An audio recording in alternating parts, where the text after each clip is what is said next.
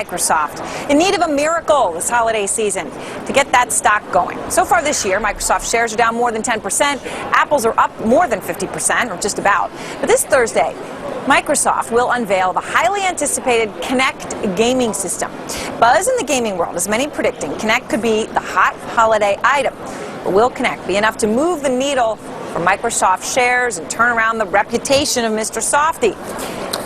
Joining us, Techno Buffalo editor John Rettinger and Walter Pritchard, City Software analyst. You have both played the game, and I saw Steve Ballmer play the game with Tom Friedman. It's a long story, but it was sort of amazing to watch it. So let me ask you, John Rettinger, what is your take? Is this really going to amaze and leave people in awe? You know, when you first look at it and you see someone play and you see them moving their hands around, it looks a little gimmicky. Having seen Kinect and played with Kinect, it actually is as advertised. It tracks your skeletal movement and it works amazingly well. And I think it's a new paradigm shift for how we interact, not just with game consoles, but how we're eventually going to interact with our televisions and computers. All right, what's your take, Walter, as a tech analyst? Do you think it's pretty neat?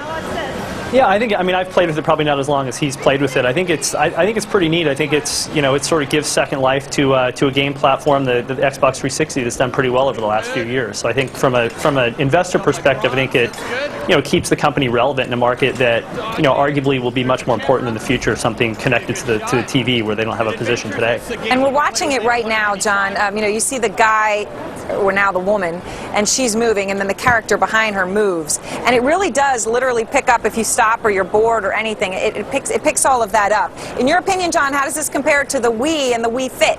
Oh, completely blows it away. And this extends far past just gaming. Certainly moving the controller around with your hands is really kind of interesting, but also controls how you interact with the Xbox. So you can play your video content by saying Xbox Play. So there's a lot more that it goes beyond just movement. It really is a lot of fun. People are going to have to go out there and really try it. And it is just an add-on for the existing Xbox 360. So anybody who has one will be able to get Kinect. It's not a completely new console.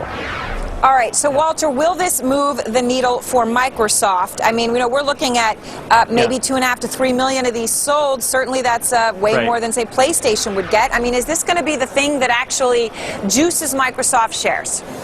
Now, I think if you're looking at it from a numbers perspective, there's really very little impact. I mean, it's you know, this division contributes, say, $8 billion in revenue over the course of the year here. I think, though, from a longer term perspective, I think this is a company who's been pegged with a reputation for not being able to innovate. And I think, you know, if this product is indeed successful and sells well in the market, I think they can help somewhat shed that reputation. So I think it's a sort of a longer term and tangible positive in that respect. And John, you're the kind of guy who's going to set that reputation. You know, people like you out blogging who are always blogging about sexy products like iPhones and not about Microsoft. Do you think that this will change that?